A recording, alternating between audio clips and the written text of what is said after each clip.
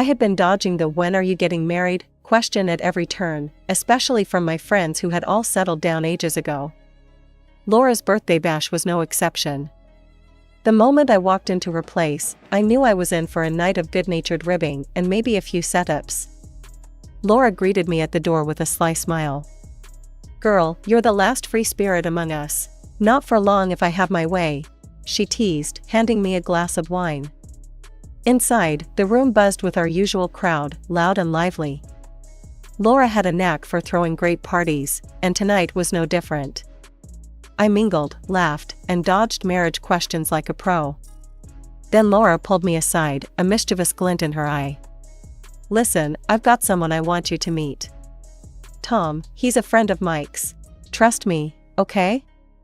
She didn't wait for my answer, just dragged me across the room to where a guy was standing by the window, looking out. Tom turned as we approached. He was sharply dressed, which made him stand out even more. "Tom, this is my friend Chloe I was telling you about," Laura said with a wink. "Hey, Chloe," Tom said, extending his hand. His grip was firm, confident. "Heard a lot about you." "All good things, I promise." "Thanks," I said, trying to keep it cool even though I was already curious about him.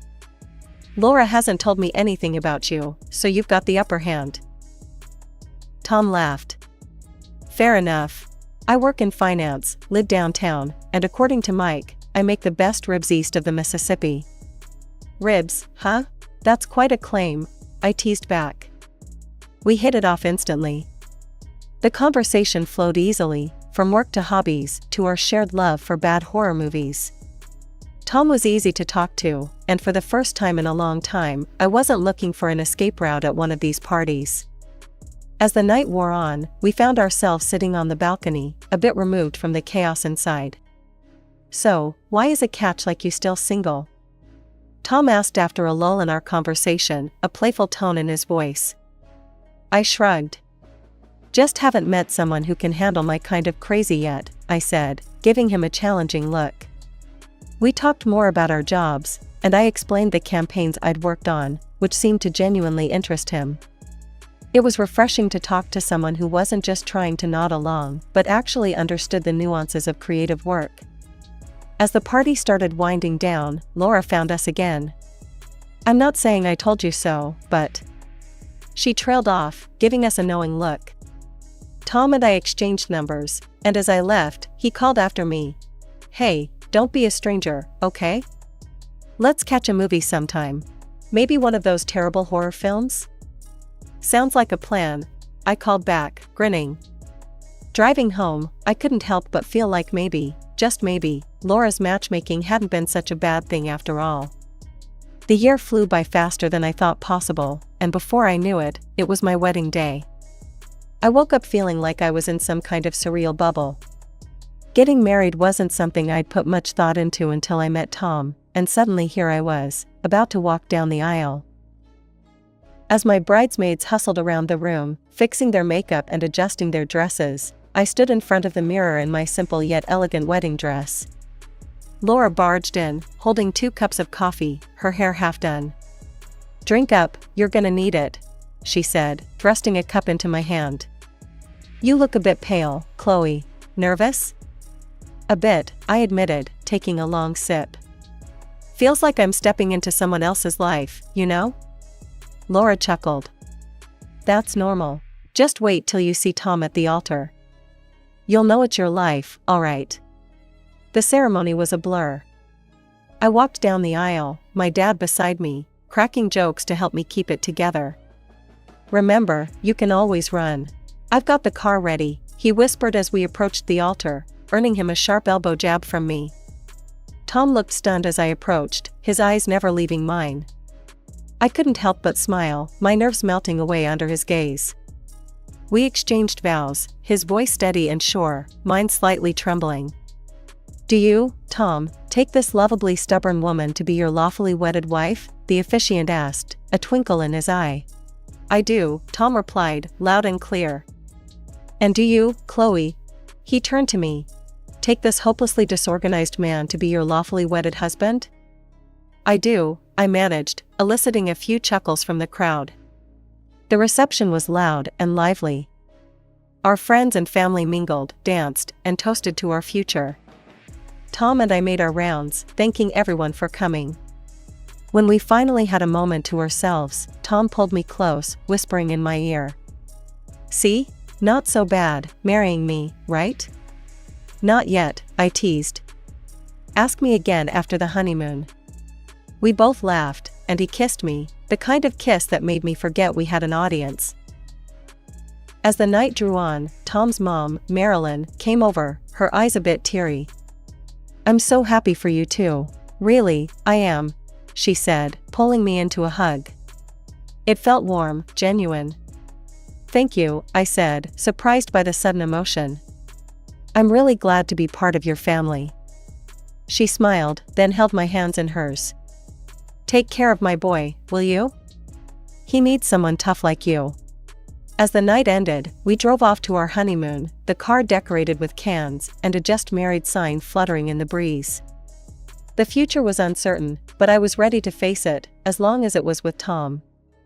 After the whirlwind of the wedding, reality crashed back when Tom and I started talking about our living situation.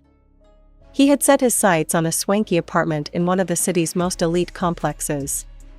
"Chloe, you should see this place," he gushed one evening as we browsed listings. "Top floor, killer view, and a balcony that's practically another room." I scrolled through the photos on the tablet, my eyebrows climbing higher with each swipe. "Tom, this place is gorgeous, but the rent's outrageous. Why don't we look at something a bit more reasonable?" He flicked away my concerns with a wave of his hand. "Come on, Chloe, we can afford it if we tighten up elsewhere. This is about setting a standard, living the life we deserve." Despite my reservations, we ended up in the luxury apartment with a rent that made me wince every time I wrote the check. We agreed I'd handle the rent, and Tom would take care of everything else. It seemed fair, if a bit skewed, but love made it easy to say yes. The first few weeks were like living in a magazine spread. I loved the space, but each rent payment was a reminder of our differing views on money. Tom's tastes leaned ever towards the extravagant. Adding to the tension, I noticed a change in his mom's behavior towards me. Where once she had been warm, now there was a coolness, a distance. She declined invitations to visit and didn't extend any of her own. It bothered me enough to bring it up to Tom one night as we cleaned up after dinner. "Tom, has your mom said anything about me lately?" I asked, watching his expression. He paused, a plate halfway to the dishwasher. "Nah, she's probably just being weird. Maternal jealousy or something." "Jealousy? Of what?" I pushed, not satisfied with the brush off. He shrugged, looking uncomfortable. "You know how it is. You're the new woman in my life. Give it time." But time didn't improve things. If anything, the distance grew, and soon, I felt it between Tom and me as well. His once casual elegance shifted into a constant showcase. He spent considerable time and money on his appearance, making remarks about how I dressed. "You know, Chloe, maybe you should see a stylist," he suggested one evening as we prepared for a night out with some of his work colleagues. I looked down at my outfit, simple and comfortable, then back up at him. "What's wrong with how I dress?" He sighed, as if explaining something obvious to a child. "It's just a bit rustic. You could spice it up. Impress a bit." I bristled. "I'm not here to impress anyone, Tom. I like my clothes. They're me. Urban, simple, and comfy." He shook his head, clearly frustrated. "It's about fitting in, Chloe. Looking the part." That night, as we mingled among Tom's stylish colleagues, the air between us was tense. I caught him several times looking at me, his gaze critical. It stung, and the night ended with us driving home in silence. The glossy image of our life that Tom curated for social media was miles apart from the reality that simmered between us. Every picture-perfect post was a stark contrast to the growing discontent I felt. As weeks turned into months, Tom's attitude shifted from mildly annoying to outright disrespectful.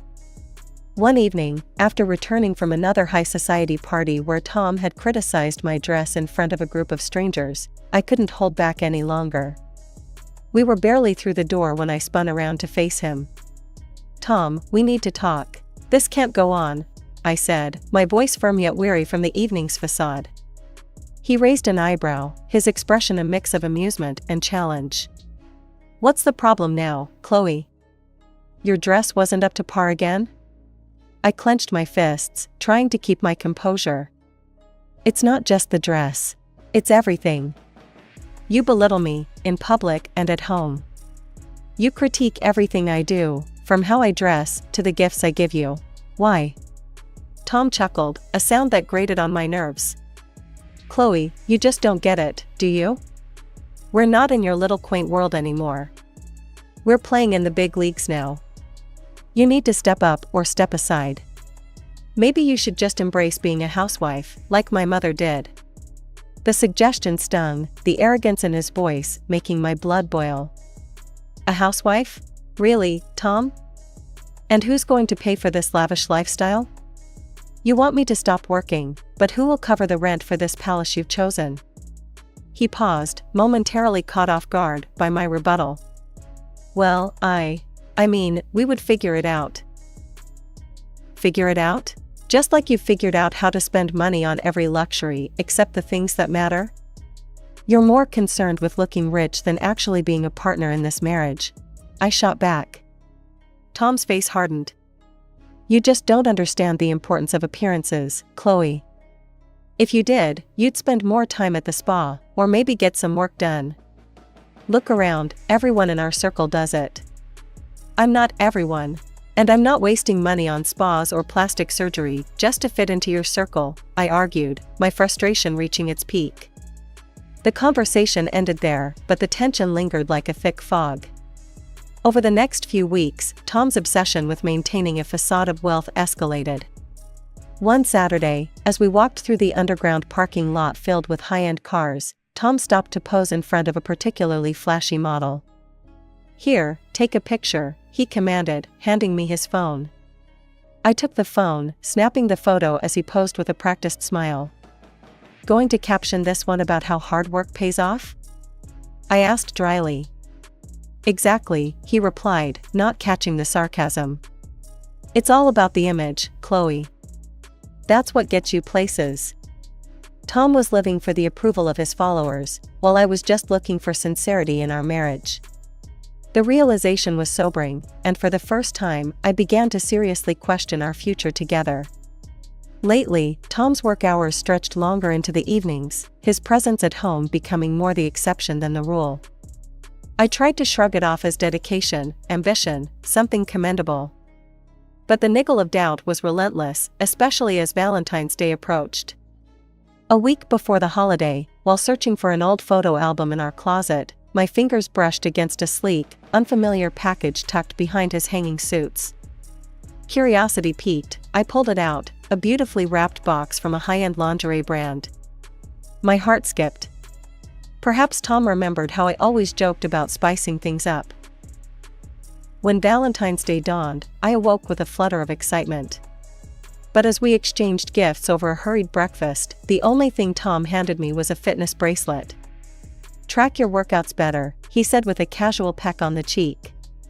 No mention of the lingerie, no sign of indulgent silk or lace. By the time he left for work, the lingerie had disappeared from its hiding spot. My mind raced with possibilities, none pleasant. Was there someone else? Was that why he'd been so distant? By evening, my decision was made. I called a private detective, a number I got from a friend who had gone through something similar. "I just need to know," I told him, my voice a mix of fear and resolve. 2 weeks later, I met the detective at a coffee shop downtown. His face was grim as he slid an envelope across the table. "You were right to call," he said softly. "I think this will answer your questions." Inside, I found evidence of dinners, late-night escapades, and receipts for gifts that certainly weren't for me. My heart sank, but I tucked the envelope away. Knowledge was power, and I needed a plan. That Friday, Tom staggered in late, reeking of booze. Guess what, Chloe, he slurred, barely able to stand straight. I got promoted. Big raise. We're celebrating tomorrow, my parents are coming over. He grinned, oblivious to the storm brewing inside me.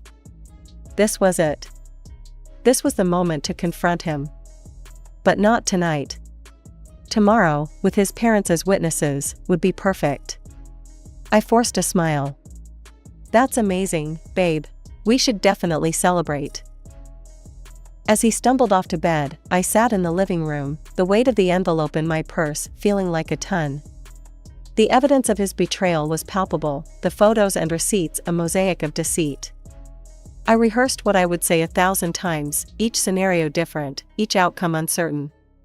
Morning light crept through the curtains too soon, and I rose, weary but resolved. Today would mark the end of one chapter and, hopefully, the beginning of something new, something real and honest. As I brewed coffee and set the table for the impending brunch, my hands were steady. The heartache had crystallized into a fierce resolve. Tom's parents did not take long to wait. His mother, Marilyn, had always given me the cold shoulder, but today her disdain was palpable. She eyed me over her teacup with a sneer as they arrived, bearing a gift for Tom. Here, son, Marilyn said, handing over a beautifully wrapped package. We thought you'd appreciate this. Tom unwrapped the gift, a sleek notebook embossed with his initials in gold. Wow, this is classy. Thanks, Mom, Dad, you guys really know what I like, he beamed, clearly pleased. The atmosphere was strained as we sat down. Tom was oblivious to the undercurrents, chatting away about his new role at work. I could barely keep my composure, knowing what was coming. As the small talk ebbed, I saw my opening. I handed Tom a smaller, plainly wrapped package. I got something for you too, I said, my voice steady. He weighed it in his hand, his smirk telling me he expected something substantial. Hope it's not another one of your quirky gifts, Chloe, he laughed, tossing the package into the trash without opening it. You do have terrible taste sometimes. Even Marilyn gasped, her usual frostiness towards me briefly turning to shock. Thomas, she exclaimed. That's no way to treat a gift from your wife. But I just smiled, the calm before the storm. Why don't you take a look? I think you'll find it's quite fitting. Curiosity piqued, and perhaps hoping for an expensive gift, Tom retrieved the package from the bin and tore it open. The room fell silent as he unfolded the contents, photographs and receipts, the evidence of his infidelity laid bare. His father, George, peered over, his expression turning from confusion to anger. Tom, what is this? Explain yourself. Tom's eyes darted around, seeking an ally, but finding none. It's not what it looks like, he began, but the receipts in his hand told a different story. It's exactly what it looks like, I said quietly, the weight of months of deception lifting from my shoulders. Tom has been cheating on me. These photos and receipts are proof of that. Marilyn, ever the matriarch, took charge, her voice icy. We need to discuss this, now. Tom tried to defend himself, his words a jumble of excuses and blame. Chloe never understood me. She didn't give me what I needed. It's not all my fault. Marilyn turned to me, her eyes softer than I had ever seen. Chloe, I'm so sorry. I didn't know this was happening. You don't deserve this. We will support whatever decision you make. The words were surreal, coming from her. Thank you, I managed. I think it's clear what needs to happen. We need to get a divorce. The room was heavy with disappointment and betrayal as Tom's parents digested the news. George spoke up, his voice heavy. Son, you've not only dishonored your wife, but disgraced us as well. I need some time, I said, my voice firm despite the chaos. I'll be in the bedroom packing some things. Each item I placed in the suitcase felt like I was closing a chapter of my life, one filled with deceit and misplaced trust. When I was almost done, I stood at the threshold of the bedroom, suitcase in hand, and addressed everyone still gathered in the living room. From today, Tom will be responsible for the rent of these apartments, not me, I declared, my voice echoing with a mixture of relief and resolve. Tom's face turned ashen, his earlier bravado evaporating in the face of reality. Marilyn looked at him with widened eyes. "You haven't been paying the rent, Thomas?" Before he could respond, I cut in. "I paid every single month, along with groceries and most other bills." Marilyn's gaze shifted between Tom and me, a realization dawning on her. "All this time, you lied about Chloe? We thought she was just spending your money." Her voice broke with the weight of her words. "I work at the advertising agency, and I have a good salary," I said, looking directly at Marilyn, who seemed genuinely taken aback. "It's Tom who has been reckless with money." At that, Marilyn's composure shattered. She stepped forward, her eyes blazing as she faced her son. "You ungrateful, spoiled fool," she yelled, her voice trembling with anger and hurt. "Chloe is nothing but hardworking and kind, and you have failed her." George joined in, his tone harsh and unforgiving. "Foolish boy. We didn't raise you to be this way. I should have been stricter with you when you were younger." The room was charged with emotion, the air thick with the bitter scent of disillusionment. While Tom's parents continued to berate Tom, I zipped up my suitcase and moved towards the door. The finality of my actions was liberating, yet heavy with sorrow. As I reached the doorway, George called out to me. "Chloe, we're so sorry. We didn't know. We're going to make sure he learns from this. We might even need to reconsider his inheritance if this is how he conducts himself." I stepped out of the apartment, the door closing behind me with a soft click that seemed to resonate with finality. The cool corridor outside was a stark contrast to the heated atmosphere I'd left behind. Life after the divorce felt like stepping out from under a heavy shadow. I moved into a smaller, more modest apartment, the kind that felt cozy rather than cavernous. The walls didn't echo with past arguments or the hollow pretense of a life spun for social media. Here, I could breathe, decorate with simple tastes, and sleep soundly knowing I was living within my means. Since the split, I received monetary compensation from Tom and his mistress, a bitter reminder of their deceit that somehow felt like cold comfort. It was money I used judiciously, saving for a future that was all mine to shape. At work, I threw myself into new projects, earning a well-deserved promotion that came with a better office with a view of the city skyline that felt earned, not purchased. Despite everything, life settled into a rhythm that was quietly fulfilling. One quiet Saturday, as I was watering my plants, a new hobby that filled my home with greenery and life, my phone rang. It was Marilyn, Tom's mother. Our relationship had shifted surprisingly since the divorce, bound strangely by the shared betrayal of the man we both thought we knew. "Chloe, dear, how are you?" Her voice was warm, a stark contrast to the chill it used to carry. "Hi, Marilyn. I'm good, thanks. Just enjoying a quiet weekend. How about you?" There was a sigh, a rustle of papers. Marilyn was always more comfortable multitasking. "It's been hard, but Tom's learned a lot of hard lessons lately. His mistress left him after she realized the lifestyle he promised was just a facade." I wasn't surprised. People show their true colors in tough times. "I hope he finds his way back to something real." "Yes, I hope so too," she agreed. "Chloe, would you want to meet for coffee sometime?" "I'd love to keep in touch." We started meeting occasionally, finding common ground over cups of steaming coffee. Marilyn shared tales of her gardening club, and I talked about my latest projects at work. It was strangely healing, building something new from the ruins of something so broken. As I moved forward, my goals became clearer. I was saving up, hoping to buy my own place outright. The dream of a mortgage, a place truly mine, was close enough to make my heart race with excitement and fear all at once. On one such coffee date, as autumn painted the city in hues of orange and gold, Marilyn and I sat in a quaint cafe, its windows fogged slightly by the crisp air. "You've done well for yourself, Chloe," Marilyn said, stirring her coffee thoughtfully. "You're really an inspiration." "I'm just living my life, Marilyn. No need to impress anyone but myself now," I replied, taking a sip of my latte. "That's exactly why you're inspiring. After everything, you're still you. Just happier, stronger." I thought about her words. Stronger, yes. Happier, definitely. The freedom to be myself, to build a life not defined by someone else's standards, was liberating. As we chatted about mundane things, the future felt less daunting. I wasn't just surviving, I was thriving, fueled by my own accomplishments and the simple pleasures of a life lived authentically.